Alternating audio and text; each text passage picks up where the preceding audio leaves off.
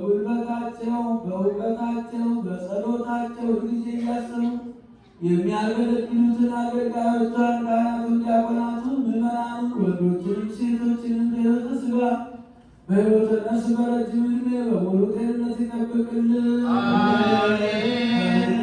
ከቅርብ መጥታችሁ በዚህች ቅድስት ቤተ ክርስቲያን በፊቱ ቆማችሁ ደጅ የምትጠኑትን አምላካችን እግዚአብሔር ጸሎታችሁን፣ ልመናችሁን፣ መባችሁን ተቀብሎ የየልቡናችሁን መሻት ይስጥልን።